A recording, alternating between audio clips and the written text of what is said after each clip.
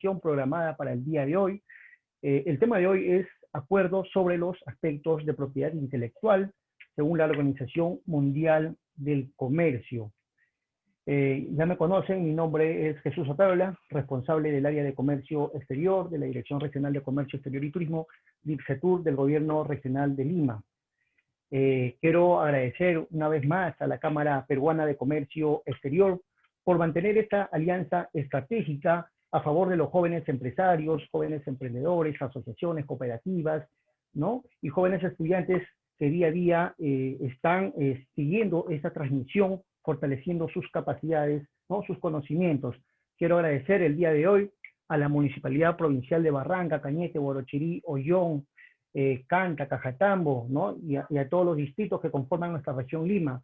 De igual manera, quiero agradecer a las empresas exportadoras de la región Lima, a la empresa Consorcio del Valle, SM Foods, Inca Foods, Play Foods, entre otras empresas.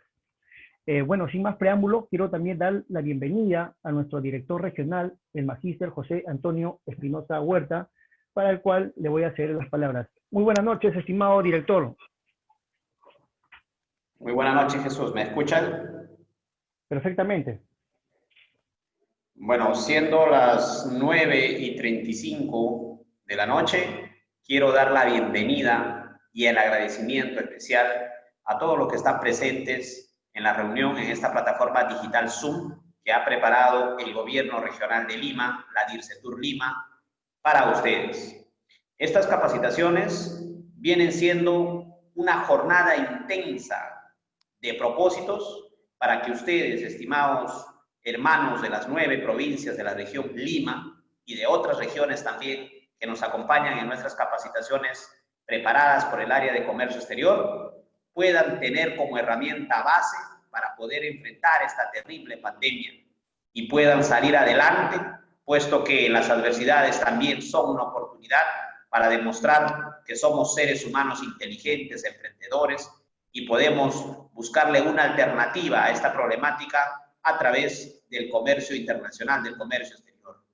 Es así que el área de comercio exterior de la DIRCETUR Lima, dirigida por Jesús Otárola, viene realizando las coordinaciones, las alianzas estratégicas con diferentes instituciones de prestigio, instituciones serias, pero sobre todo instituciones que garantizan una ponencia adecuada, de calidad, y que sobre todo está entrelazada con las últimas normativas, las últimas tendencias del mercado exterior. Por eso quiero agradecer a la Cámara de Comercio Nacional, a CAMEX, por darnos esa oportunidad de proporcionarnos, de fortalecernos componentes de lujo.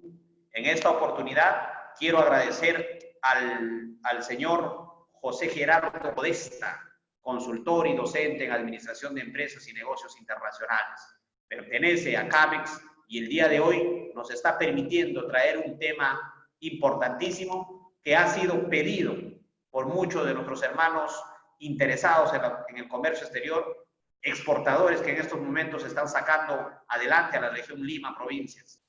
Me refiero al tema del comercio exterior, acuerdos sobre aspectos de propiedad intelectual, OMC. Así es que quiero agradecer bastante, José Gerardo.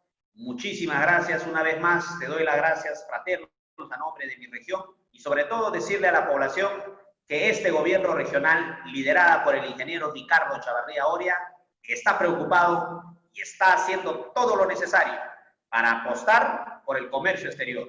Muchísimas gracias y bienvenido a todos. Éxitos. Muchas gracias, estimado director. Bueno, como acaba de mencionar, ¿no? El día de hoy nos acompaña el expositor, el especialista José Gerardo Podesta, ¿no? Que nos va a impartir un tema tan interesante sobre los acuerdos sobre aspectos de propiedad intelectual según la Organización Mundial de Comercio, la OMS, ¿no? Ya hace una semana hemos tenido una capacitación también tocando acerca de la OMC, ¿no? Lo que busca es, ¿no? Como finalidad el libre comercio, la eliminación de los aranceles, ¿no? Que las exportaciones tengan un cero arancel. Pero bueno, con más detalle nos va a brindar nuestro expositor. Muy buenas noches, estimado José. ¿Qué tal? Adelante. ¿Qué tal, Jesús? Muy buenas noches. Muy buenas noches también para director de Disatur Lima, José Tocayo. Muy buenas noches. En Buenas primer noches. lugar, agradecerles nuevamente la invitación para poder trabajar una nueva sesión, como siempre ya en la frecuencia de los días viernes a las 9:30 de la noche. Agradecer a Dircetur Región Lima y también a CAMEX por nuevamente estar reunidos en una nueva presentación. El tema que vamos a tratar el día de hoy justamente está relacionado a un punto que ha tenido bastante acogida en los últimos 2 meses, tomando en cuenta la situación bajo la cual nos encontramos. Si bien es cierto, todavía estamos sufriendo los efectos del COVID-19 en cuanto a la restricción de actividad comercial de muchos rubros, hemos tenido también de manera forzada la reinvención de algunos negocios, hemos tenido también el crecimiento expansivo de algunos giros de negocio que no tenían demasiado potencial, como expandirse en el tema de servicios y en el tema comercial, para productos, por ejemplo, de protección, para personal de salud. Algo que nos caracteriza a nosotros los peruanos en particular es el hecho de que somos bastante creativos. Justamente, nuestros emprendimientos no parten solamente de la identificación de oportunidades, sino que también los emprendimientos que se desarrollan, sobre todo en el continente sudamericano, están orientados justamente a que tienen su origen frente a amenazas, frente a situaciones que generan riesgo e incertidumbre. Frente a ello, como buenos peruanos, siempre nos ha caracterizado el hecho de que hemos sido bastante creativos con la generación de oportunidades comerciales, eso sí, para ser claro, tanto de manera formal como informal, pero siempre hemos encontrado una buena oportunidad de entre tantas amenazas que nos han podido afectar producto de factores del macroambiente externo. Sin embargo, en la actualidad, es también un dato súper importante conocer qué tanto potencial podría tener nuestra oferta comercial, ese producto destinado al mercado local o al mercado internacional, ese bien o servicio desarrollado a raíz de una situación de emergencia como la del COVID-19 y qué respaldo podría tener este producto, que podría ser un bien o servicio, si es considerado único en el mercado. ¿Qué tipo de protección podríamos brindarle? ¿Cómo podemos blindar nuestra idea de negocio? ¿Cómo proteger nuestros prototipos? ¿Cómo proteger la invención, la cual ha dado inicio en nuestro mercado nacional?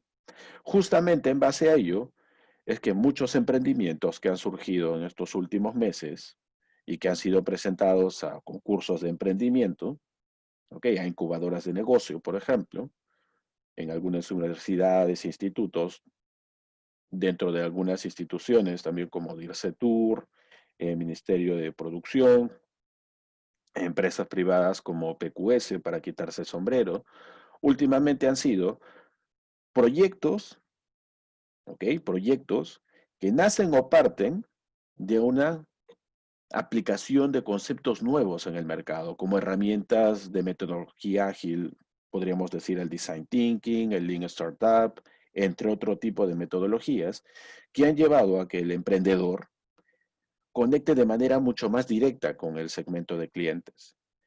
Es decir, ya no trabajar en base a lo que nosotros conocemos como el clásico plan de negocios, primero tener toda la idea mapeada en un documento y luego salir al mercado.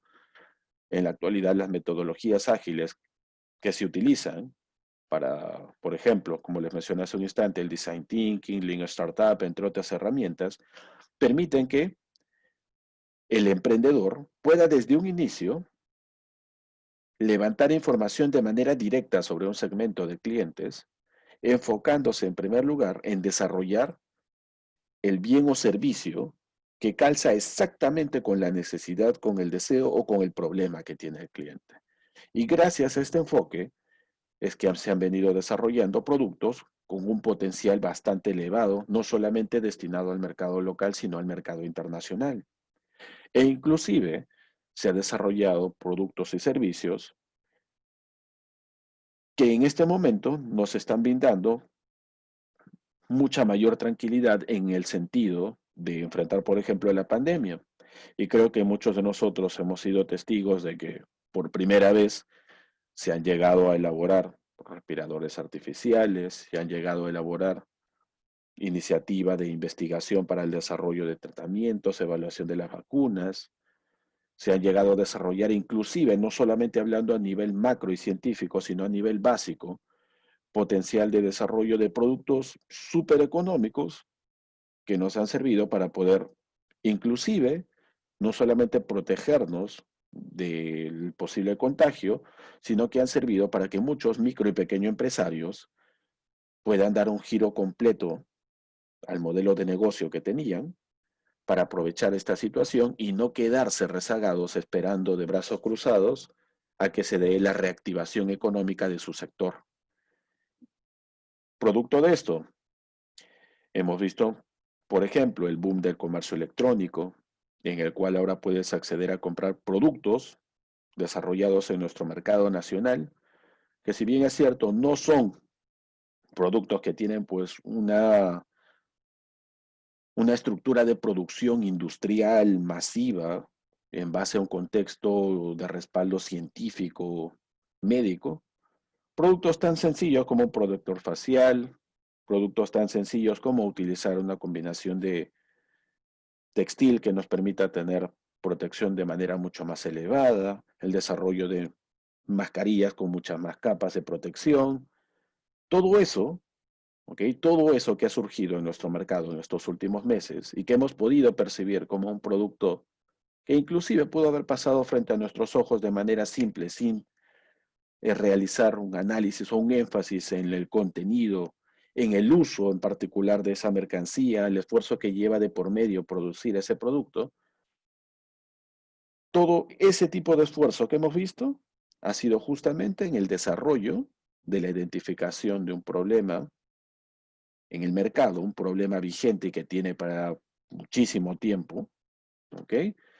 Y ha servido como un recurso para que muchas micro y pequeñas empresas puedan reinventarse o puedan diversificar su actividad comercial o puedan aprovechar el canal o la cadena logística de distribución o el aspecto comercial.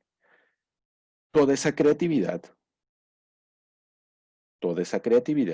cuando es abocada en el desarrollo de una oferta exportable, es decir, de una mercancía, de un bien tangible, tiene que ser protegida. Y para esto es que la OMC, la Organización Mundial de Comercio, establece un reglamento sobre el cual se puede manejar la protección intelectual en distintos niveles. Pero ojo, recordemos que, tal como lo hemos visto en el webinar anterior, la OMC es un organismo que finalmente busca libre comercio. Lo mismo en propiedad intelectual. La OMC no está enfocada en que esa propiedad intelectual sea perenne en el tiempo, tenga una permanencia de vigencia bastante elevada.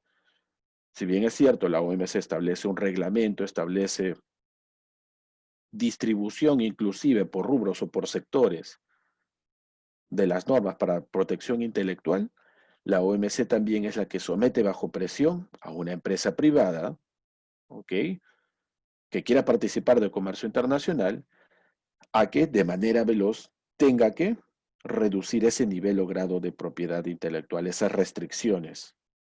Y eso es lo que vamos a ver el día de hoy. Es relevante este tema en cuanto a que debemos analizar la situación bajo la cual nos encontramos. Si estamos en la decisión firme de iniciar un emprendimiento, con mucha más razón. El desarrollar un emprendimiento en base a un modelo de negocio, en base a un giro de negocio que ya existe, es enfrentarnos a un océano rojo en el cual vamos a encontrar una gran cantidad de competencia, vamos a tener que buscar estrategias, tácticas, vamos a tener que poner barreras para la competencia, y esto es complicado. Es muchísimo más sencillo iniciar un emprendimiento en un océano azul.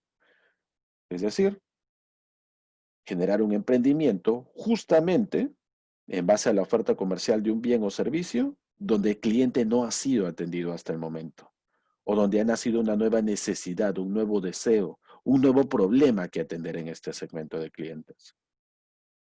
Y es ahí donde al encontrarte en un océano azul, en un segmento de clientes completamente nuevo, donde puedes desarrollar una oferta comercial completamente nueva, donde evalúas la posibilidad de trabajar bajo propiedad intelectual.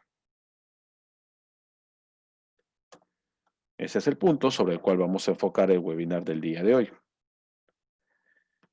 Mi nombre es José Gerardo Podestá, yo me especializo en proyectos de emprendimiento e innovación, desarrollando oferta exportable. Trabajo como consultor independiente, como consultor también en la Cámara de Comercio Exterior de CAMEX. Trabajo ejerciendo docencia en algunas instituciones registradas por SUNEDU y el Ministerio de Educación.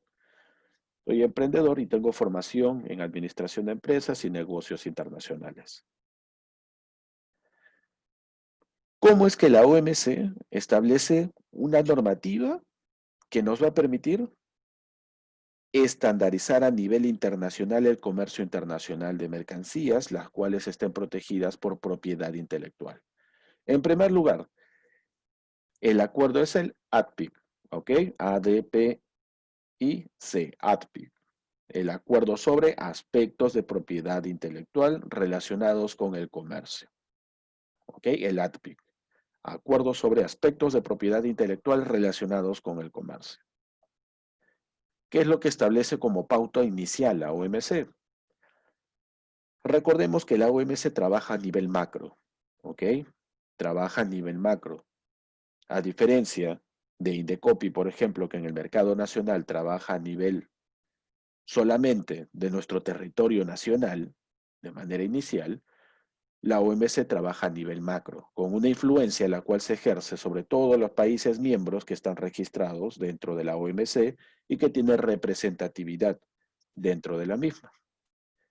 Así que aquí, como punto de partida, vamos a establecer un primer parámetro.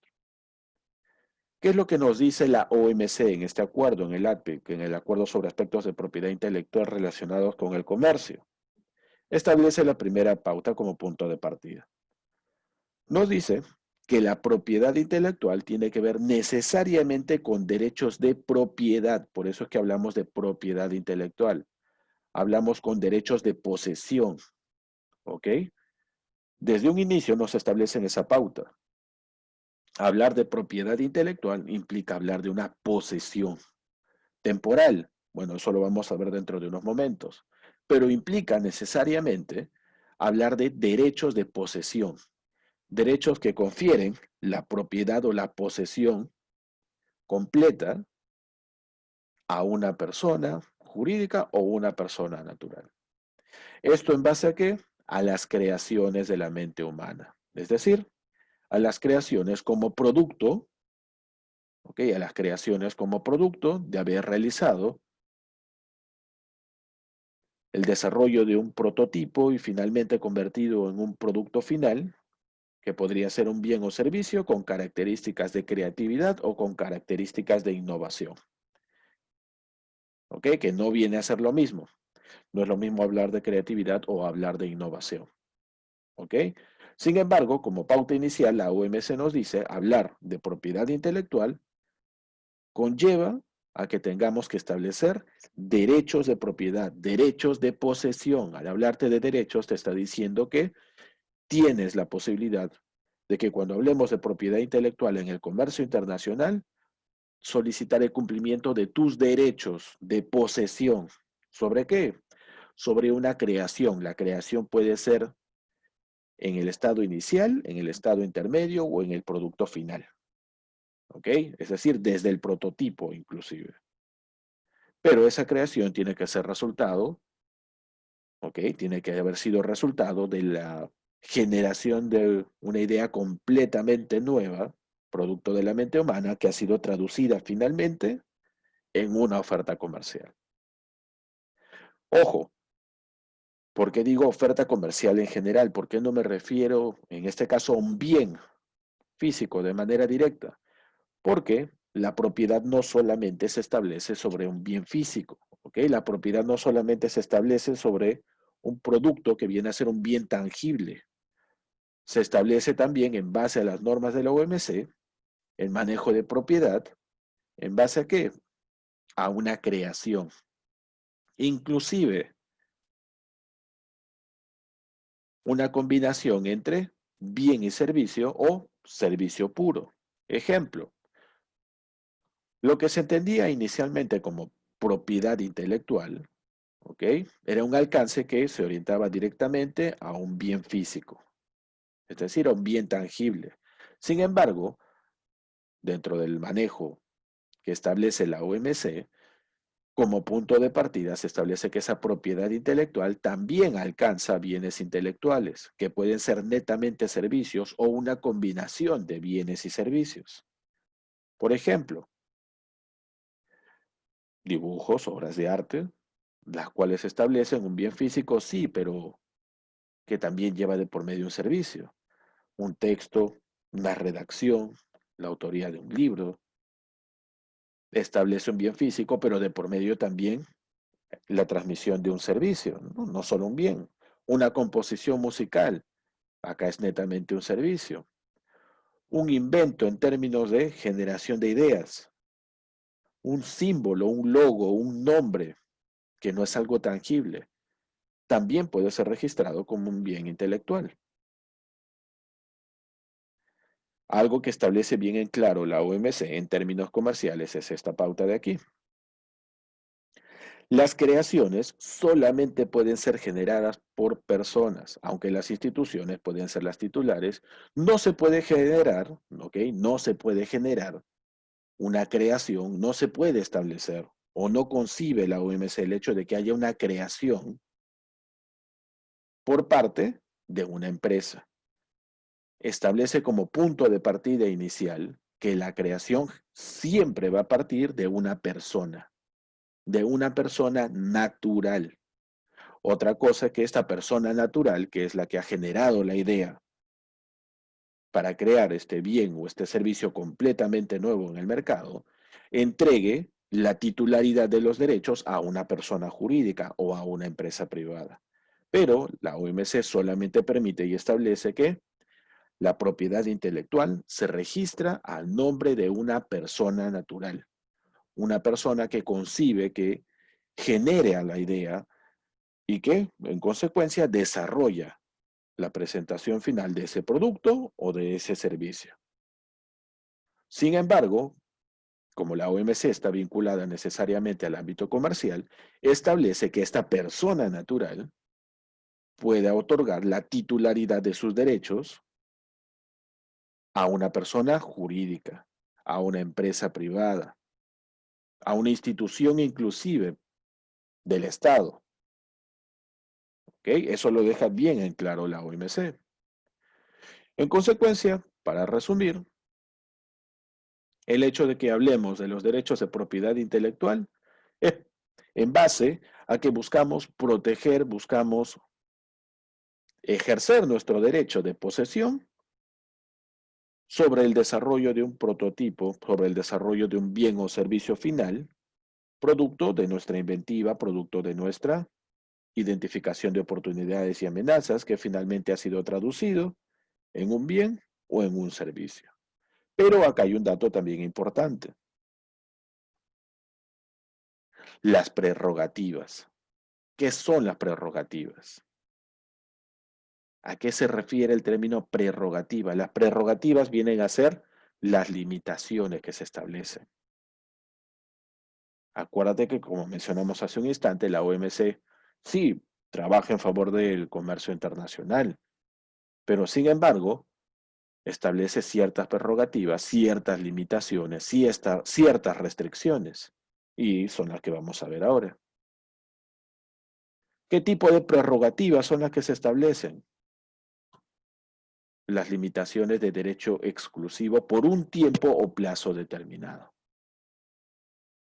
¿Okay? La primera prerrogativa sobre la cual trabaja la OMC es establecer ese derecho exclusivo, derecho del cual ya habíamos hablado hace un instante, que era el punto de partida de la definición de propiedad intelectual para la OMC.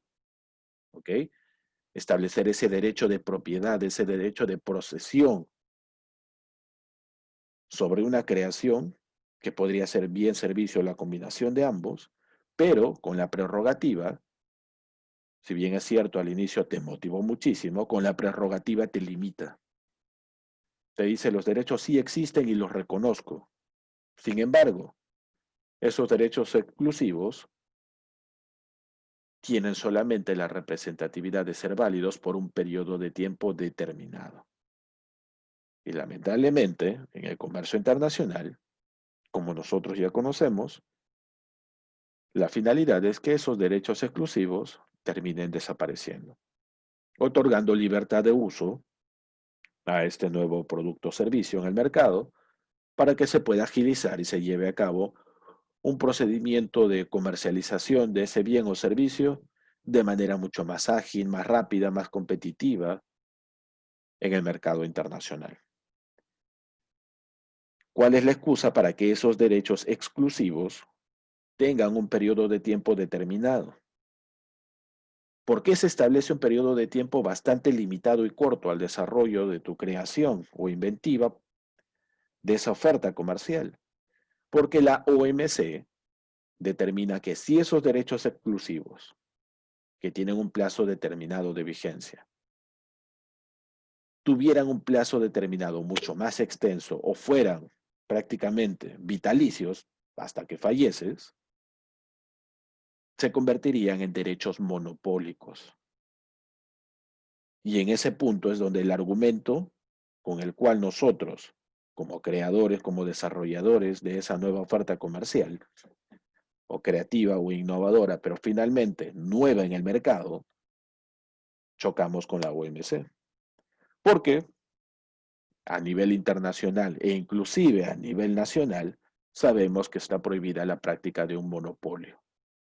Por ende, ese derecho exclusivo, el cual posees inicialmente y reconoce la OMC, tiene un periodo de tiempo limitado en cuanto a su vigencia, ¿no? Un periodo de tiempo dependiendo de en base a qué rubro has hecho el registro de tu propiedad intelectual para bien o servicio.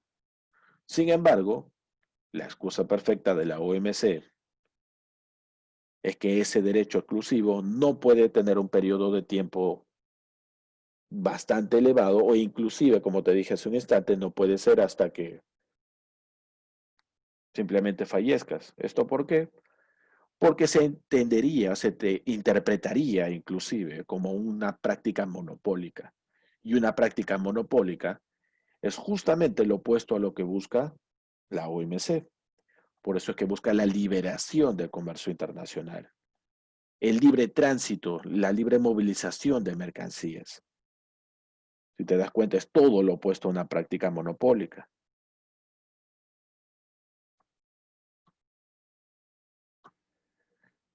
Otro punto importante es conocer qué es lo que se le exige al creador para poder gozar de estos beneficios, de este tipo de derecho, aunque exclusivo temporal, finalmente, un beneficio al cual podrías acogerte, protegiendo en este caso el desarrollo de la propiedad intelectual aplicada a la generación de una oferta comercial como bien o como servicio. Pero ¿qué es lo que se le exige al creador?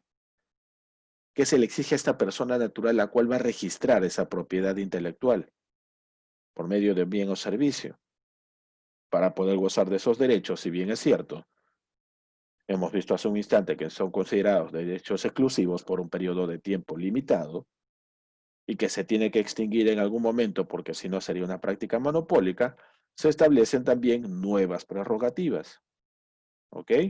Nuevos derechos, que son los que vamos a tocar dentro de un instante, ¿ok? En base a propiedad industrial, derechos de autor, es decir, vamos a hacer la diferenciación completa de todo tipo de oferta comercial al mercado local o internacional que tú puedas registrar como propiedad intelectual.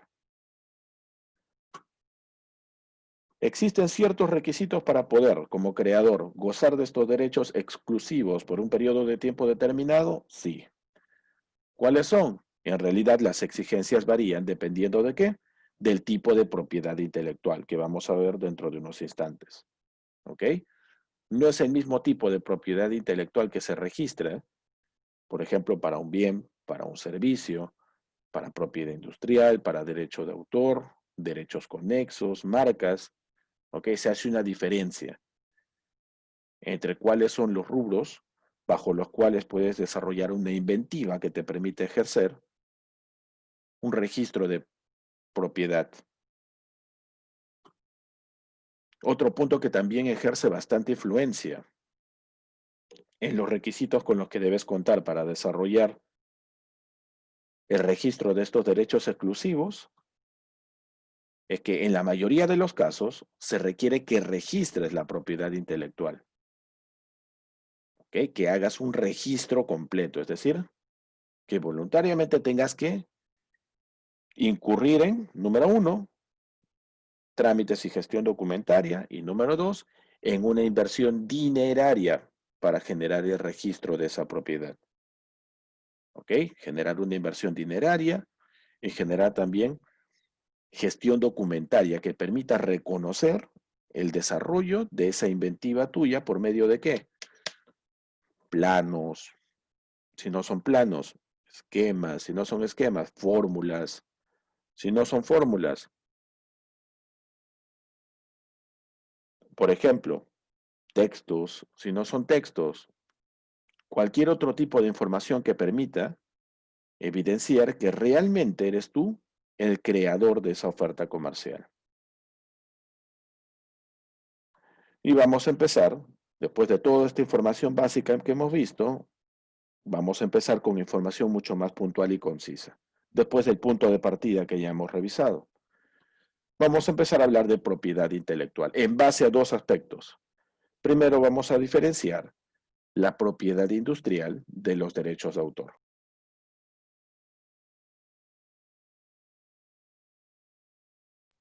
¿Qué diferencia existe en propiedad intelectual cuando hablo de propiedad industrial y derechos de autor? Como punto de partida aquí tenemos la primera diferencia clara que debemos establecer para saber por qué vía o por qué medio registrar nuestro producto o servicio. Perdón, nuestro producto que puede ser un bien o servicio. Cuando nos referimos a propiedad industrial, ¿okay? Cuando hablamos de propiedad industrial, esto requiere necesariamente que hablemos de un proceso industrial, es decir, un proceso de transformación, un proceso comercial necesariamente orientado a un rubro de transformación, de conversión. Por eso es que dentro de propiedad industrial podemos hablar de patentes como también de marcas. Dentro de la propiedad industrial se consideran patentes y también se consideran las marcas. ¿Por qué? Cuando hablamos de propiedad industrial necesariamente hablamos de una persona jurídica. Hablamos de una actividad comercial que requiere de un proceso de transformación. ¿Hablamos de qué? De planos, de diseños, de prototipos. Hablamos, cuando nos referimos a una persona jurídica, ¿de qué? De marcas, lemas, nombres comerciales, logos. Por eso es que, cuando hablamos de propiedad industrial, la primera diferencia que vamos a encontrar es que hay una subdivisión entre patente y marca, que son los dos rubros que se registran dentro de propiedad industrial. Dentro de propiedad industrial como patente puedes registrar invenciones, inventos completamente nuevos, inclusive considerados también en fase de prototipo o versión beta, y los dibujos y modelos industriales, que vienen a ser los planos, ¿ok? Los planos de diseño de un prototipo o los planos de diseño del producto final. ¿Ok? Dentro de patentes, entonces, podemos considerar invenciones que vienen a ser los productos intermedios o productos finales, inclusive en la versión de prototipos, ¿ok? Demostrando claro, de manera clara, la funcionalidad de ese prototipo y las pruebas a las cuales se ha sometido, el nivel o rango que tiene de aceptación y el margen de error en el funcionamiento del mismo. O puede considerarse también dentro de las patentes los dibujos, modelos industriales de algunos diseños, algunos planos, algunos moldes o maquetas, ¿ok? Todo esto dentro de patentes. O podemos irnos, como estamos hablando de una empresa privada, no por el aspecto netamente físico o práctico, que es la invención, el prototipo, el producto final, el producto intermedio, los diseños previos, los dibujos, los planos. Podemos irnos a hablar, por otra parte, si no tocamos las patentes, de las marcas, que también forman parte de propiedad industrial porque seguimos hablando de una persona jurídica. Dentro de marcas, puedes realizar una patente relacionada a ¿qué? La marca de un producto, de un servicio, registrar la marca de una certificación completamente nueva, la marca de algún nombre comercial dentro de algún rubro en particular, el lema comercial de tu empresa, ubicaciones o indicaciones geográficas para la procedencia del registro de tu producto, o inclusive hasta marcas colectivas, ¿no? ¿Qué es una marca colectiva? Una marca la cual va a ser utilizada para registrar más de un tipo de producto. ¿Pero en base a qué? En base a la diversidad de líneas de producto que podrían ser registradas dentro de esa misma marca. ¿Ok? Un proceso de diversificación. Nuevamente, entonces recordemos que cuando hablo de propiedad intelectual, lo primero que debo tener en cuenta es diferenciar si hablo de propiedad industrial o derecho de autor. Si hablo de propiedad industrial, necesariamente me estoy refiriendo a una empresa privada. Y dentro de una empresa privada, nosotros ya sabemos que la propiedad intelectual se registra a nombre de una persona natural, pero se le puede conceder el uso de ese permiso, de ese registro, a una persona jurídica, en base a las normas de la OMC. Dentro de propiedad industrial vamos a hacer una diferencia entre patente y marca. Cuando hablamos de patente, necesariamente la patente está registrada ¿sobre qué? Sobre un diseño, sobre un modelo, sobre una presentación e inclusive en maqueta de qué? De un plano, de una fórmula, o puede ser directamente enfocada la patente sobre la misma invención, ¿no? Sobre el producto final o el producto intermedio, e inclusive hasta en los prototipos, pero con la demostración fehaciente de que funcionan y tienen un grado de aceptación al menos del 80%. Pero en propiedad industrial, igual persona jurídica, también hablamos de marcas. Se puede registrar propiedad intelectual sobre una marca, la marca de un producto, la marca de un servicio, e inclusive, como les dije, crear la marca de una certificación, lo que es una norma ISO. La certificación ISO, por ejemplo, es el registro de propiedad intelectual de una marca sobre una certificación. Y nosotros la conocemos como norma ISO. ¿Ok? ¿Qué tiene? Es una certificación ISO, ¿no? Una certificación que está registrada como ISO. ¿Por qué? ISO es la marca. ¿Y ha sido producto de qué? De propiedad industrial, desarrollada y registrada como propiedad intelectual. Por eso es que no cualquier empresa puede desarrollar y crear una norma ISO. ¿Qué más? Los nombres comerciales también se registran como propiedad industrial. El nombre comercial es el nombre bajo el cual se conoce en el mercado a tu empresa, distinto a la razón social. Los lemas comerciales, los que se utilizan, por ejemplo, en spots publicitarios, en campañas de marketing tipo ATL, BTL, OTL, indicaciones geográficas o registros de procedencia de mercancías también. Marcas colectivas. Para utilizar una marca hay más de una línea de productos. No solo como marca de un producto, sino más de una línea de productos. Y por otro lado, paralelo a la propiedad industrial, hablamos de los derechos de autor. Y aquí tenemos una diferencia entre derechos de autor propiamente dichos y derechos conexos. Autor propiamente dicho, el titular o el dueño de esa creación de manera clara y concreta. Las obras literarias, las obras artísticas, los diseños arquitectónicos, softwares, se registran como derecho de autor porque la autoría se le asigna directamente a una persona natural. Pero ¿por qué hablamos de derechos conexos? ¿Qué diferencia un derecho conexo de un derecho de autor? Los derechos conexos vienen a ser variables que se desprenden de los derechos de autor. Por ejemplo, tú puedes ser el autor de una obra literaria, el autor de un diseño artístico, puede ser el autor de un diseño arquitectónico, el autor de un software. Sin embargo, los derechos conexos son extensiones, son variantes que se adjudican de manera colateral al autor. Por ejemplo, probablemente yo no soy el autor de la obra musical, pero yo soy el intérprete, yo soy el ejecutante. ¿Tengo un registro? Sí.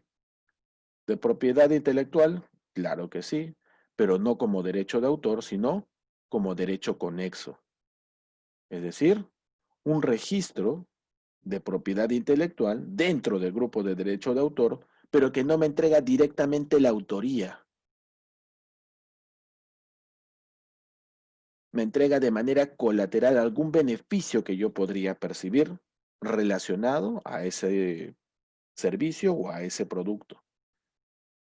Una cosa es que seas, por ejemplo, el autor de una obra musical, y otra cosa es que tengas el derecho conexo de ser el intérprete o ser el ejecutante de dicha obra comercial.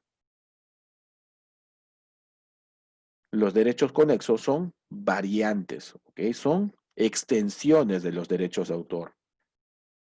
Productores de fonogramas, organismos de radiodifusión. Estos son derechos conexos, distintos a los derechos de autor. Derechos de autor involucran nuevamente derechos de autor y derecho conexo. Derecho de autor consignado de manera directa a la persona natural que concibió esa obra. Derecho conexo, una variante, ¿okay? Un complemento, una extensión del derecho de autor. ¿Concedida por quién? Por el autor inicial de esa obra, por el autor inicial de esa obra literaria, de esa obra artística, del diseño arquitectónico, del desarrollo del software. Esa es la primera diferencia que vamos a establecer entre propiedad industrial y derechos de autor. En la actualidad, en este momento, producto del COVID-19, ¿qué es lo que se ha venido desarrollando a nivel internacional? A nivel privado, algunas empresas han empezado a trabajar, sobre todo laboratorios, el registro de propiedad intelectual de una patente. ¿Sobre qué?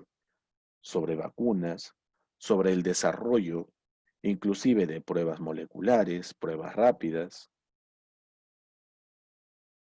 También se ha trabajado en el desarrollo de propiedad intelectual, de propiedad industrial de marcas. Han aparecido nuevas marcas en el mercado, de productos que en realidad se han vuelto necesarios.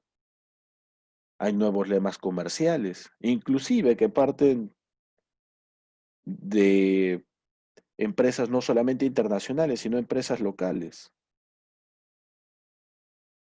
Marcas colectivas, ahora empresas que no comercializaban ningún tipo de producto relacionado al tema del COVID-19 han empezado a producir ese tipo de productos, pero utilizando su marca colectiva, es decir, bajo su misma marca. Lo único que han hecho ha sido diversificar su oferta comercial bajo la misma marca colectiva. Prendas de vestir, bueno, prendas también de protección, marca colectiva.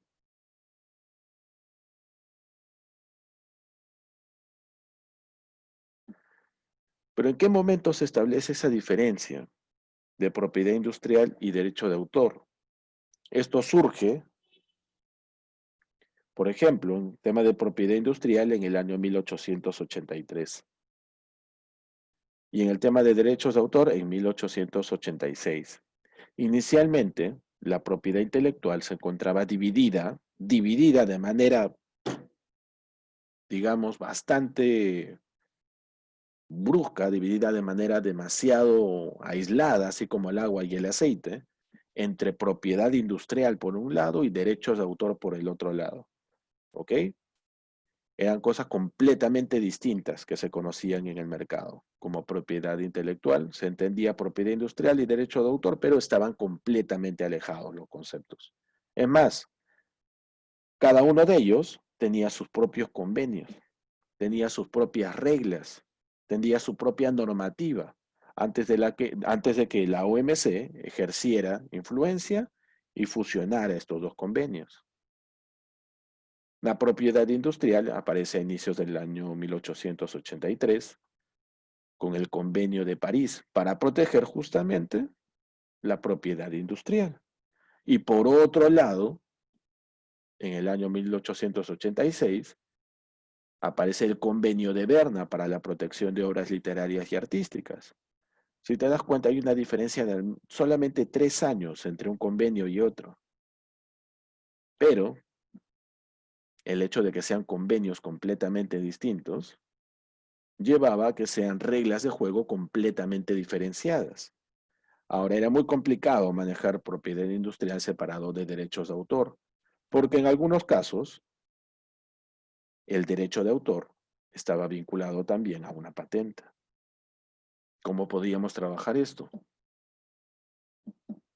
Complicado, ¿no? No se podía, simplemente tenías que decidir por qué vía tenías que ir. O lo registrabas como propiedad industrial o lo registrabas como derecho de autor. Sin embargo, ese problema duró poquísimo tiempo, dado que la Organización Mundial de Propiedad Intelectual, que es quien administra los convenios de París y Berna, decide desarrollar un único manejo para ambas vías, para el desarrollo de propiedad industrial y para el desarrollo de los derechos de autor. ¿Ok? La Organización Mundial de Propiedad Intelectual, la OMPI, decidió administrar de manera completa el Convenio de París y el de Berna, los dos en uno solo. Y acá vino la jugada. Como la Organización Mundial de Propiedad Intelectual, ojo, no digo OMC, Organización Mundial de Propiedad Intelectual, no digo OMC, digo OMPI, OMPI, ¿ok? Decidió administrar de manera completa ambos convenios en conjunto, finalmente los cedió. ¿A dónde? Al manejo de la OMC. Cedió el manejo de los convenios de París y de Berna a la OMC. Por eso es que la OMC, como vimos la semana pasada, que como principal punto a atender, funciona como un órgano de solución de diferencias y examina y evalúa la política comercial de los países miembros de la OMC, había diferenciado el comercio de bienes del comercio de servicios. Y habíamos dicho que en el comercio de servicios, en la actualidad, todavía no se había establecido un manejo concreto.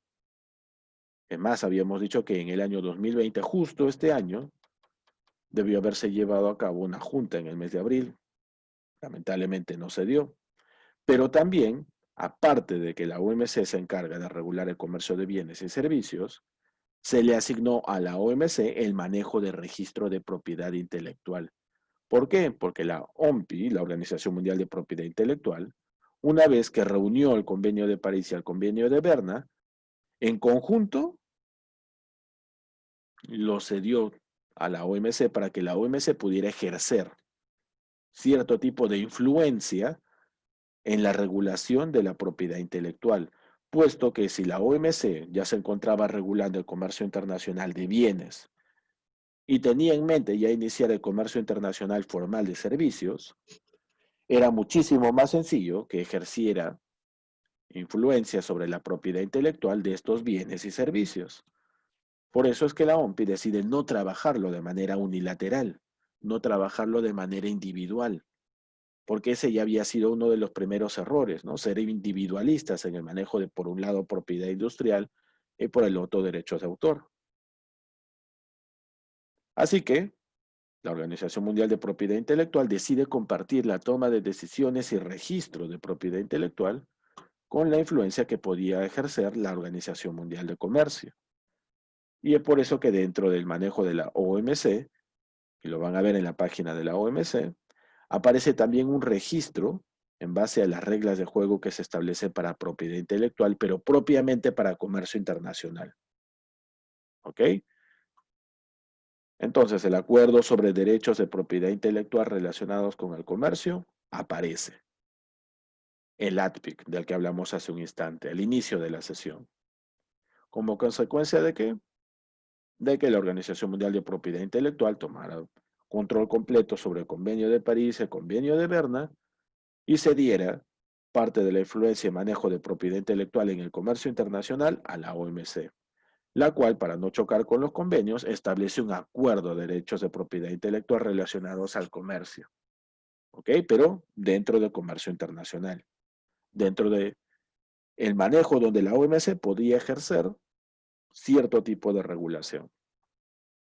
Y se establece ya cierto grado de uniformidad. Como las normas eran mínimas para la protección, es decir, no había ninguna preferencia para beneficiar a la propiedad industrial o al derecho de autor, la OMC, como hemos mencionado, establece normas uniformes, normas mínimas de protección para los derechos de propiedad intelectual en el comercio internacional. ¿Por qué normas mínimas? Ya hemos visto que la OMC busca la liberación, busca el comercio libre, la movilización libre de mercancías. Y la OMC también empieza a exigir a todos los países miembros de la OMC que respeten y hagan respetar de manera efectiva esos derechos. ¿En base a qué? Observancia. ¿Y qué es la observancia? En base a la fiscalización, el control y la regulación de movilización de mercancías, las cuales estaban protegidas por propiedad intelectual. Y obligó a todos los países que son miembros de la OMC a que firmaran el Convenio de París y el Convenio de Berna. ¿Por qué surge esa obligación? Porque en primer lugar, si bien es cierto, el Convenio de París y el Convenio de Berna se firmaron en 1883 y 1886, esos convenios eran administrados directamente por el Organismo Mundial de Propiedad Intelectual. Sin embargo, para que la OMC ejerciera mayor control, recuerda que por un lado la OMC tiene países miembros de la OMC, que no necesariamente son los mismos países que han firmado el acuerdo de convenio de París o el convenio de Berna. Si en realidad la OMC iba a ejercer influencia sobre esto, necesitaba que todos los países miembros de la OMC firmaran ambos acuerdos, ambos convenios. Y ahí es donde nace la uniformidad, ¿no? ¿Eres país miembro de la OMC? Sí. ¿Quieres seguir siendo miembro de la OMC? ¿Quieres continuar con tu registro como país miembro? Sí. Firma el convenio de París, firma el convenio de Berna. ¿Por qué? Porque ahora la OMC no solamente va a regir en el manejo de comercio de bienes y servicios, sino que va a ejercer también control sobre el manejo de propiedad intelectual. Así que existía una obligatoriedad por parte de los países miembros a acogerse sí o sí al Convenio de París y al Convenio de Berna, ambos ahora manejados por este acuerdo de derechos de propiedad intelectual que asumía la OMC y que había sido entregado por la Organización Mundial de Propiedad Intelectual. Profesor, por eso me parece que de cierta forma demuestra demasiado autoritarismo, no sé, como que no da opción a que un país pueda decidir si firma o no ese convenio. Finalmente, cada país de manera independiente tiene su propio registro de propiedad intelectual. Y es ahí donde la OMC te dice, no hay problema, no te preocupes, que la propiedad intelectual que tú registres de manera local tiene representatividad en tu mercado local. No es lo mismo que registres una patente, por ejemplo, en un país, a que registres una patente internacional. El impacto es completamente diferente y la OMC tendría interés solamente en manejar la regulación, el manejo de esa observancia, solo sobre tu patente internacional, no sobre tu patente local. Por eso es que te condiciona que si quieres trabajar comercio internacional, sométete a la observancia y suscribe los convenios, tanto el de París como el de Berna.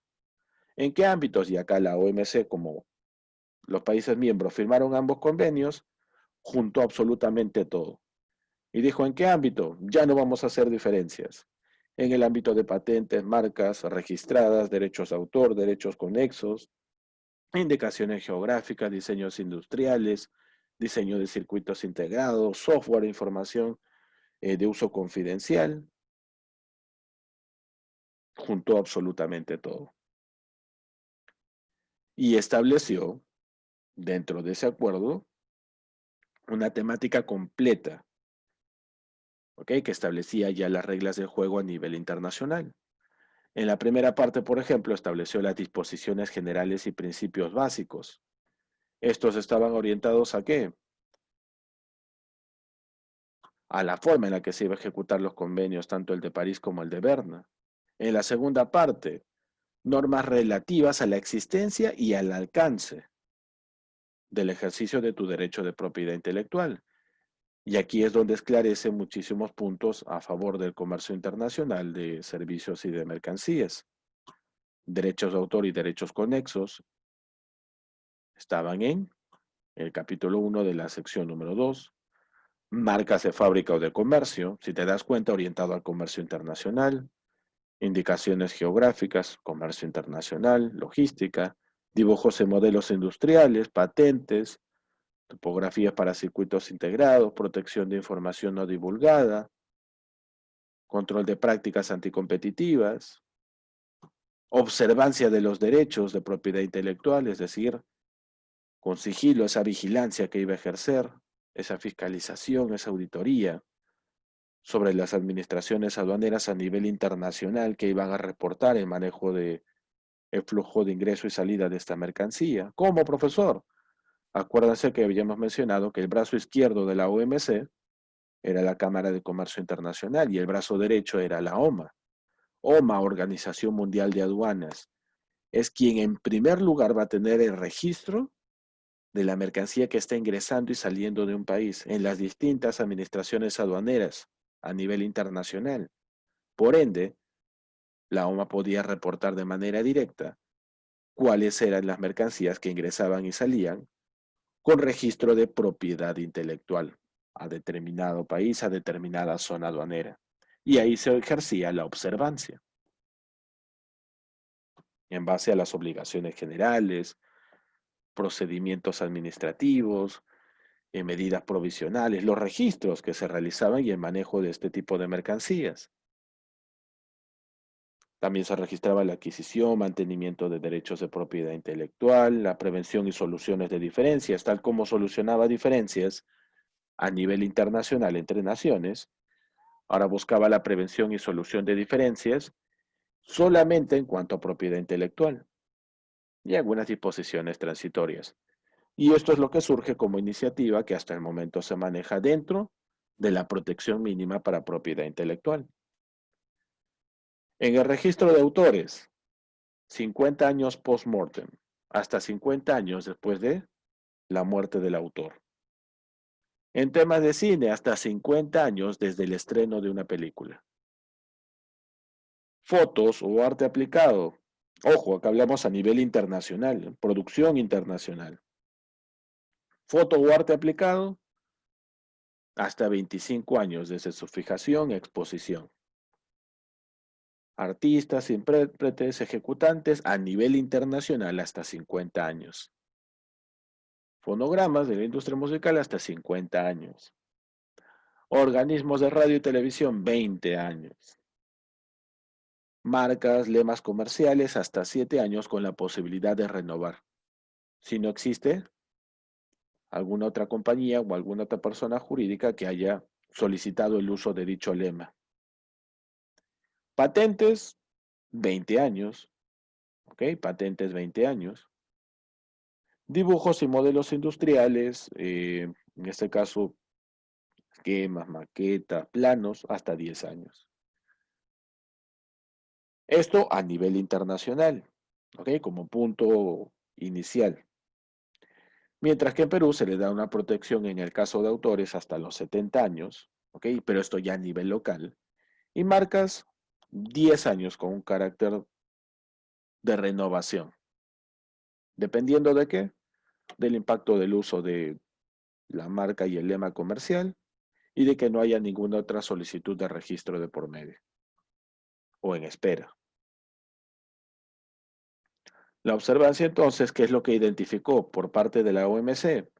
Infracciones de propiedad intelectual en el comercio internacional, medidas en frontera. ¿Cómo así? Empezó a surgir, producto del comercio internacional, el mal manejo de registro de propiedad intelectual. el sacarle la vuelta a la norma de propiedad intelectual. ¿Cómo así? La observancia funcionaba así, pero acuérdate que la observancia funcionaba dentro del manejo de la OMA, la Organización Mundial de Aduanas, y el manejo de las administraciones aduaneras. Sin embargo, nosotros sabemos que el manejo de la administración aduanera no siempre es tan claro o al 100%, ¿no? Siempre existen por ahí pequeños escapes, pequeñas salidas que pasan frente a la administración aduanera y no las nota, no las logra identificar. Y ahí es donde empiezan las infracciones a la propiedad intelectual que establece la OMC. ¿Infracciones producto de qué? De que bajo el trabajo de la observancia de la administración aduanera, a la Organización Mundial de Aduanas, se empezaron a identificar en el mercado la sacada de vuelta a la norma de la propiedad intelectual. ¿Cómo? En primer lugar, cuando se hablaban de registro de marcas, sobre el cual hemos hecho mención hace un instante, de 7 años a nivel internacional y 10 años en Perú, falsificación de marcas. Se estableció una de las primeras infracciones a la propiedad intelectual. ¿Cuál? La falsificación de marcas. ¿Ok? La falsificación de marcas. Mercancía que tenían un uso de la misma marca, pero que no estaban autorizados por el titular de ese registro para que puedas utilizar esa marca. No solamente marca como tal, logos, etiquetas, lemas, nombres comerciales, y no solamente en mercancías, sino también en documentos. ¿Cómo que en documentos, profesor? De repente yo te envío la zapatilla y te digo que es de una marca en particular, pero no le he puesto la etiqueta. Sin embargo, te envío los documentos que dicen que sí, esa zapatilla es de marca tal. Profesor, pero la zapatilla no tiene la marca. La zapatilla tal vez no. Pero el documento que te estoy enviando, donde certifico que esa zapatilla sí tiene esa marca, solamente que no le he puesto la marca para que cuando pase por la aduana no tengas problemas al momento de nacionalizar la mercancía, pero en tu país ponle la etiqueta, ponle la marca. Total, te estoy enviando documentos que dicen que esa mercancía, que ese par de zapatillas, sí son de esa marca. Falsificación. Y esto es usual. Esto se da de manera bastante frecuente en el mercado nacional, sobre todo aquí en el Perú. ¿Cómo así? Se realiza la importación, por ejemplo, de mercancías con logos de marcas reconocidas. Y si no se da la importación, se da la importación de mercancías que vienen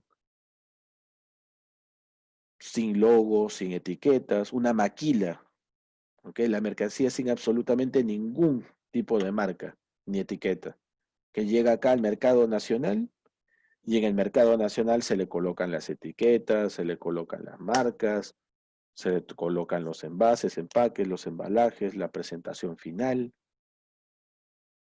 Y es más, inclusive hasta el proveedor de estos productos falsificados es el mismo proveedor de servicios, el proveedor que realiza la transformación de la mercancía original. Esto sucede con muchas maquilas que se encuentran en China.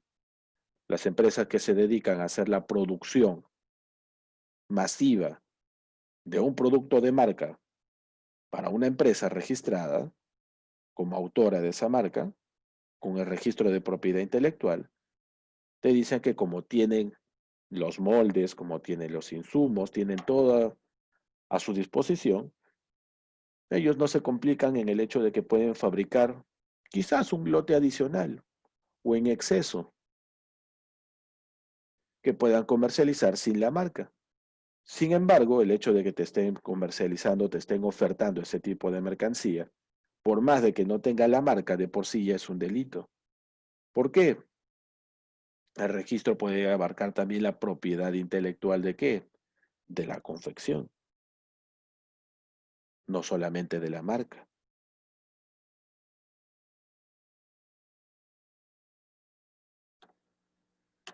Otra infracción a la propiedad intelectual que también se identificó gracias a la observancia es Si bien es cierto, por un lado existía la falsificación, que era el uso ilegal de un logo, de una marca, de una etiqueta, de un lema comercial, quizá no en el mismo producto, sino donde en los documentos que registran el producto, etcétera, fue registrado, identificado, también se identificó la piratería. ¿La piratería por qué lado? Ya no por el lado de la propiedad industrial, sino por el lado de derecho de autor, pero que ahora estaba bajo un solo manejo dentro de la OMC. ¿Qué es lo que implicaba la piratería? Copias. Se refería a mercancías que eran copias. Eran producidas sin el permiso, la autorización o el consentimiento del titular que había registrado esa obra como propiedad intelectual. Pero profesor, ¿cómo es posible que se dé esto? ¿Cómo es posible que haya sucedido y se haya identificado eso en la observancia y en la actualidad todavía persiste? Por un detalle muy sencillo. Producida sin el consentimiento del titular, del derecho de autor o derecho conexo, sea que esté registrado o no en Indecopy. ¿Por qué, profesor, dice sea que se encuentre registrado o no en Indecopy? Porque estamos hablando de un registro, de un derecho de autor, de una propiedad intelectual a nivel internacional. ¿Eso qué quiere decir? Si tienes registrada la propiedad intelectual a nivel internacional, ¿okay? Derecho de autor a nivel internacional, una patente a nivel internacional, esa patente internacional involucra también de por sí al registro nacional. Por eso aquí nos indican la piratería, que podría encontrarse registrada o no en Indecopy, de por sí ya es considerada una infracción a la propiedad intelectual. ¿Por qué?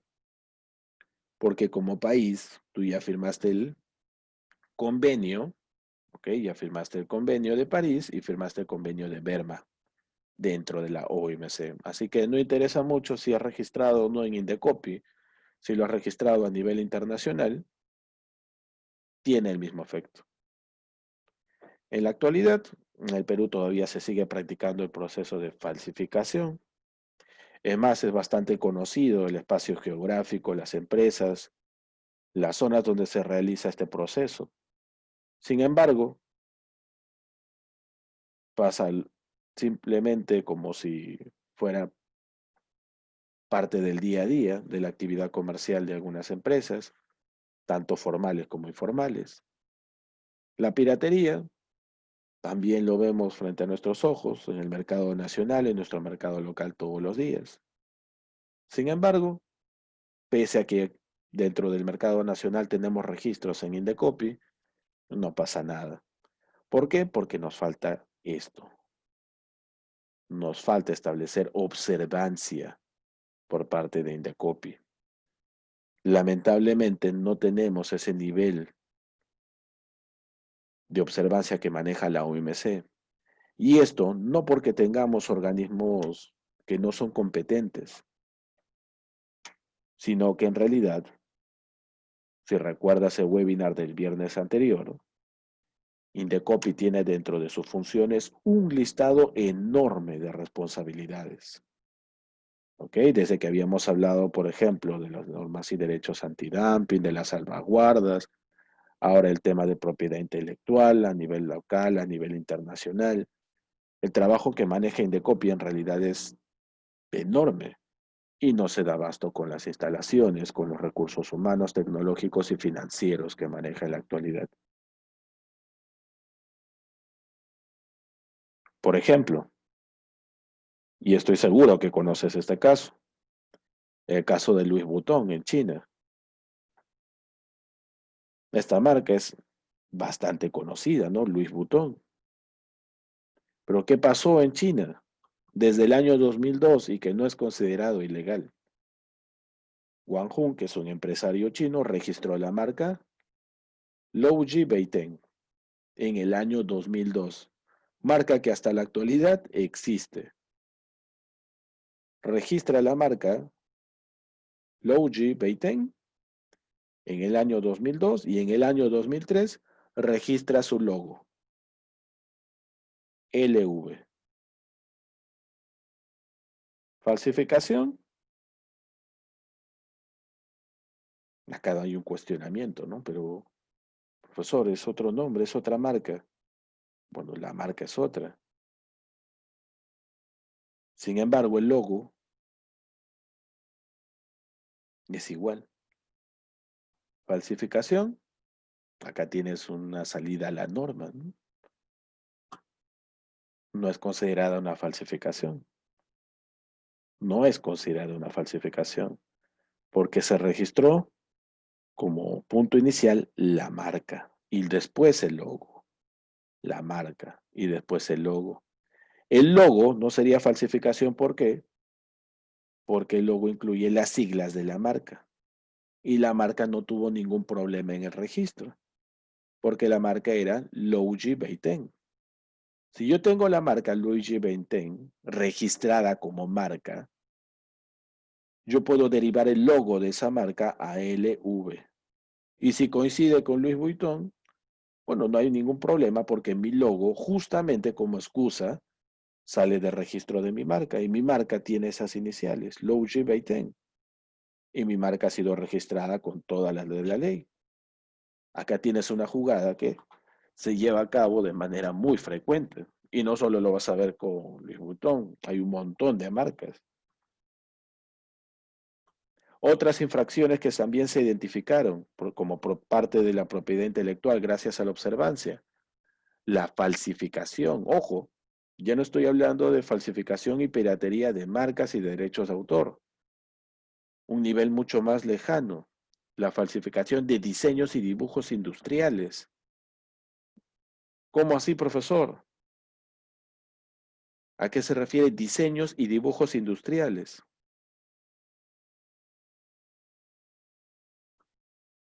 La falsificación de planos para, en este caso, edificaciones, construcciones, no solamente de infraestructura, sino de equipos, de maquinaria. Maquinaria, señores. El plagio, igual para derechos de autor y para derechos conexos. ¿A qué se refería el plagio? Porque era registrado como una infracción a la propiedad intelectual. Acá tomabas posesión de una obra ajena de manera ilegal, reproduciéndola de manera total o con pequeños cambios, ¿no? Y esto también ha sido producto de un boom en los últimos 20 años. No me acuerdo, profesor, ¿te acuerdas de esta canción? Registrada entre comillas y conocida como uno de los principales que aparece en la discografía del grupo Maná, Mariposa Traicionera. Bueno, Fer Olivera escribe la canción Mariposa Traicionera y la canta con su grupo en el año 2003. Sin embargo, podría ser considerado plagio o no, porque Manuel Mantilla, peruano, compone la canción Traicionera en 1977. Mira la diferencia que existe entre 1977 y el 2003. Y la graba con otro grupo musical, ¿no? Los Destellos, que son un grupo nacional. No quizás en el mismo rubro de música, en este caso como cumbia, por parte de los Destellos, y en el caso de Fer Olivera, no era cumbia, no era música en este caso o romántica, o era música que estaba en el rubro de rock y pop.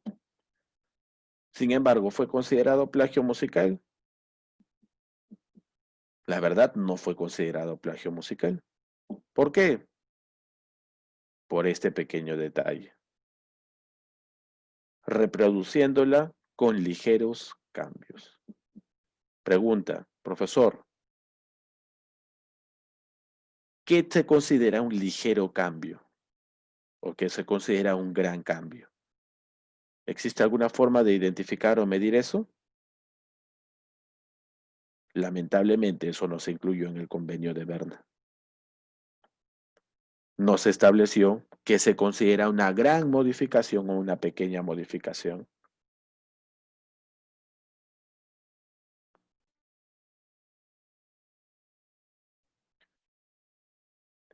Entonces, para resumir hasta dónde hemos llegado de momento, recordemos que la OMC adopta el control y el manejo de la propiedad intelectual por medio del Acuerdo sobre Aspectos de Propiedad Intelectual relacionados al comercio. ¿Absorbidos de dónde? De la Organización Mundial de Propiedad Intelectual, la cual poseía el manejo de los convenios tanto de París como el convenio de Berna, donde inicialmente estaban separados la propiedad industrial y los derechos de autor. No tenía mucha relación a nivel comercial. Cuando la OMC recibe el manejo de la propiedad intelectual, para poder manejar la propiedad intelectual de manera completa entre los países miembros de la OMC, fuerza que los países miembros de la OMC firmen ambos convenios y establece un nivel de observancia por medio de su brazo derecho, que era la OMA. La observancia que permite identificar problemas que no había identificado la Organización Mundial de Propiedad Intelectual. ¿Qué problemas? La OMC empieza a identificar, por ejemplo, la falsificación de marcas. Identifica la piratería, que son prácticas usuales que se dan en el comercio internacional. Sin embargo, la OMC ahora sí ejercía infracciones. ¿Por qué, profesor, infracciones? Porque en ese acuerdo, en el acuerdo de derechos de propiedad intelectual relacionados al comercio, ya existía una norma legal, la cual había sido aceptada por todos los países miembros, ¿no? En base a 4 secciones iniciales. La quinta de prevención de soluciones y la sexta de disposiciones transitorias. ¿Sobre el manejo de qué? De ambos convenios. Y la OMC empieza a aprender poco a poco. No es que ya sabía lo que venía, empieza a identificar la falsificación en las marcas y empieza a establecer normas e infracciones. Empieza a identificar la piratería en derechos de autor y comercio de derechos conexos y establece nuevas infracciones. Se empiezan a dar los primeros casos en el rubro de comercio internacional, en el caso de Louis Vuitton. ¿Qué más identifica? La infracción sobre la falsificación de diseños y dibujos industriales, el plagio para derechos de autor y derechos conexos, y también los registra y les impone una tabla de infracciones en el comercio internacional. ¿Qué más? Identifica bien las infracciones en base a la falsificación del manejo de patentes. Por ejemplo, ¿qué es una patente? Mercancías que incluyen el uso no autorizado del registro de propiedad sobre el desarrollo de un modelo, de una mercancía. Por ejemplo, los medicamentos y los medicamentos genéricos, ¿no? Los de marca y los genéricos. Los derechos conexos enfocados también al manejo de ¿qué? De piratería, que incluían copias producidas sin consentimiento del titular en base a ¿qué? Algunas mercancías. Pero la que más llamó la atención a este nivel fue las infracciones en base a la falsificación de patentes. ¿Qué es una patente? Es una autorización o permiso para que tengas de manera exclusiva el reconocimiento del desarrollo o la creación de algún producto en particular. ¿Qué era la falsificación de patentes? Sin tener la autorización, sin tener el permiso, sin tener la venia de el que registró el producto, realizabas una producción masiva y comercialización de ese mismo tipo de producto. Pero como profesor, entrabas en una competencia desleal. Por ejemplo, en el tema de los medicamentos, donde inicialmente había una competencia bastante sucia en el mercado.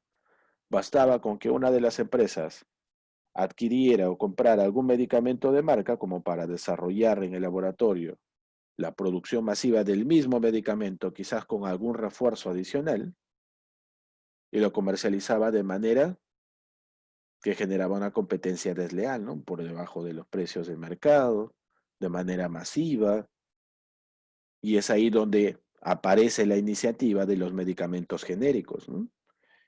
Y la OMC empieza a regular el comercio de medicamentos con liberación de registro de patente en un periodo de año de 40 años. De modo tal que se establece el libre manejo de medicamentos genéricos dentro de este rango de tiempo para todo tipo de medicamento que haya sido registrado inicialmente y comercializado como un medicamento de marca. Pero profesor, no me parece que la OMS haya establecido el manejo de medicamentos genéricos, porque está faltando al registro de una patente. Aquí tuvo un gran aliado la OMS, la OMS, que entró con la idea de volver de manera masiva el consumo de medicamentos en pro y beneficio de la salud humana, lo cual no es negativo, ¿no? Pero si es que eres el dueño, eres el titular de la patente de registro de un medicamento, ya debes pensar que solamente por un periodo de tiempo de entre 35 y 40 años vas a manejar esa patente. Tienes que ver desde qué aspecto te beneficia o te perjudica, si fueras tú la empresa privada o si fueras el cliente o consumidor final. Y por ejemplo, esa es una de las principales preocupaciones en el mercado actual en el desarrollo de los prototipos de vacuna para el COVID-19. Algunos países han firmado acuerdos en los cuales han decidido entregar de manera libre el uso de este tipo de vacunas, ¿no? No restringir la producción inclusive, entregarlas en beneficio de la sociedad, en beneficio del mundo. Mientras que también en ese acuerdo también se ha incluido el manejo comercial de algunas vacunas a una tarifa, pues, o a un precio mínimo, buscando la salud humana, el resguardo de la salud humana, reducir el impacto del COVID-19. Pero también hemos sido testigos que algunos laboratorios han preferido no firmar dicho acuerdo para comercializar ese tipo de medicamentos, quizás con un precio por encima del acordado inicialmente. Profesor, ¿son buenos o malos? Aquí no se trata de ello, se trata de cómo es que van a hacer el registro de esa vacuna una vez que pase por todos los tres niveles de control sobre los cuales establece la OMS que deberían de superar distintas pruebas. Otros casos de infracciones, bueno, aquí tenemos algunos, por ejemplo, para medicamentos como el olazapin, el caso de Pisco para infracciones de origen, el caso de Volvo versus Peñaranda. De momento, esta es la información que he podido traerles el día de hoy. Creo que en realidad ha sido más orientada a la forma en cómo la OMC estableció inicialmente el manejo del registro de propiedad intelectual. Si bien es cierto, no nos hemos enfocado demasiado en el manejo de casos, a lo que hemos ido el día de hoy de manera directa es a conocer ese acuerdo sobre aspectos de propiedad intelectual y cómo es que termina en las manos de la Organización Mundial de Comercio, cómo es que se crea, cómo es que surge este acuerdo sobre aspectos de propiedad intelectual y por qué el registro que puedes establecer en la propiedad intelectual a nivel internacional, ya registrado y autorizado por la OMC y el Acuerdo de Aspectos de Propiedad Intelectual, automáticamente ya debería ser reconocido en tu mercado local o en tu mercado nacional. Por eso mencionábamos que con una patente, un registro, una propiedad intelectual a nivel internacional, tú ya tienes representatividad dentro de tu mercado local. También hemos visto las trabas que se establecieron inicialmente, la presión que ejerció la OMC sobre los países miembros para firmar los convenios, cómo es que por medio de la observancia se pudo identificar las infracciones sobre las cuales hemos hablado, la falsificación de marcas, la piratería de derechos de autor, algunos casos como el del botón, falsificación de diseños y dibujos industriales, el plagio de los derechos de autor, falsificación de patentes y cómo es que, gracias a esta infracción, en la actualidad, aunque suene mal, tenemos acceso a medicamentos genéricos, es decir, esta falsificación de patentes no fue tan negativa, ¿no? De una forma u otra ayudó a que la OMC, junto con la OMS, establecieran de que de cierta forma, esta falsificación de patentes tuviera cierto grado de aceptación a nivel internacional, con la concesión de la fabricación de medicamentos genéricos. Inclusive nos va a beneficiar en este momento con el desarrollo de la vacuna. Claro, no trabajado como falsificación, ya que dentro de la normativa de la OMC, ahora sí se permite el registro y manejo de este tipo de productos, en un periodo de tiempo estimado entre 35 a 40 años. ¿Qué nos debe quedar como reflexión por parte de toda esta información? Que es mucho más beneficioso para nosotros el hecho de que podamos registrar nuestra propiedad intelectual a nivel internacional, porque eso automáticamente nos brinda una protección a nivel local. Número dos, si estamos prestos a cometer algún tipo de infracción, recordemos que la observancia no solamente castiga, ¿ok? No solamente castiga a la empresa privada, sino castiga el control que ejerce el Estado por parte de la administración aduanera. Es decir, si se encuentra este tipo de infracción y se reporta a la OMA y la OMA lo reporta a la OMC, la infracción y la sanción no es solamente para la empresa privada, sino también para el país miembro. ¿Por qué? Porque no estableció los controles mínimos a los cuales se había comprometido en la firma de los convenios de París y el de Berna. Por eso es que se ejecutan controles bastante rigurosos en la administración aduanera para evitar ese tipo de infracciones. Sin embargo, como la administración aduanera no tiene en la actualidad tantos recursos financieros, tecnológicos, humanos como para realizar un mayor control de los canales rojos, muchas veces suele pasar por alto. ¿Y por qué no lo reporta? Porque acabamos de ver que si esto lo reporta la administración aduanera, la OMA lo reporta a la OMC y automáticamente cae una sanción, no solo sobre la empresa privada, sino que cae una sanción también sobre el país miembro que no está realizando de manera correcta la observancia a la cual está obligado realmente.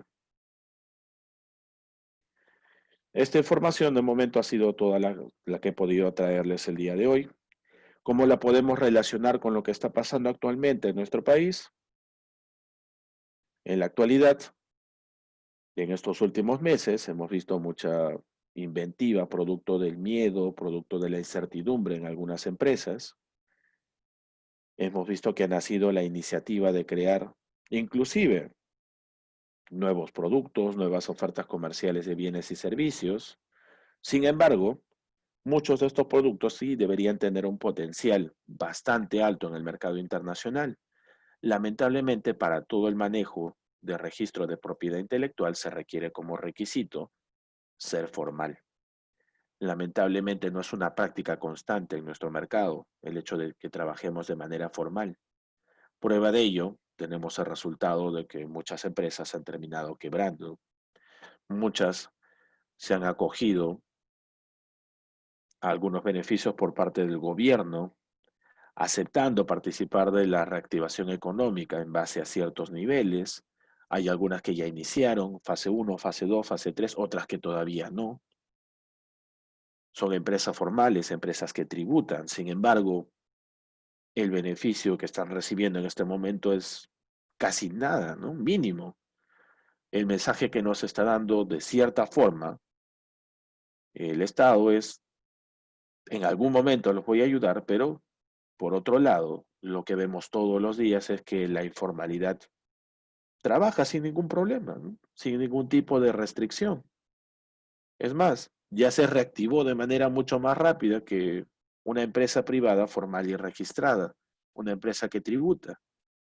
Ahora, el hecho de que un informal se haya podido reactivar económicamente y recuperar lo perdido en este poco periodo de tiempo, en realidad podría ser muy beneficioso si es que no se quedara en la informalidad, si es que evaluara el potencial que realmente tiene la oferta comercial que esta persona ofrece en el mercado nacional.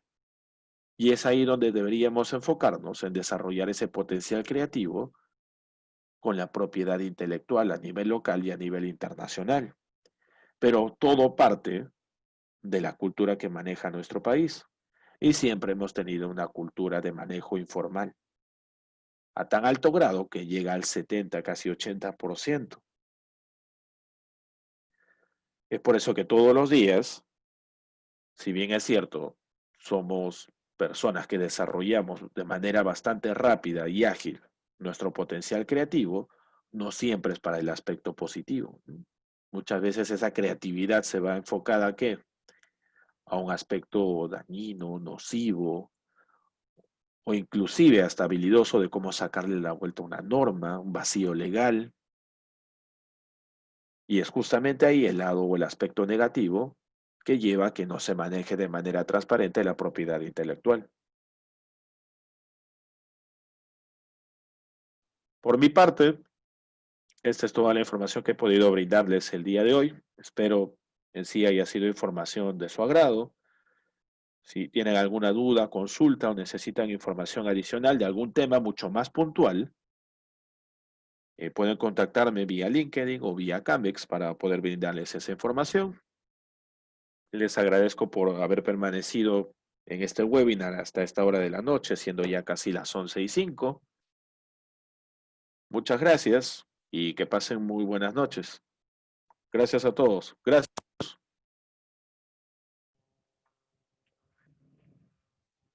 Muchas gracias, José, por impartir este tema tan importante, ¿no? Acerca de la propiedad intelectual, ¿no? Los patentes, las marcas colectivas.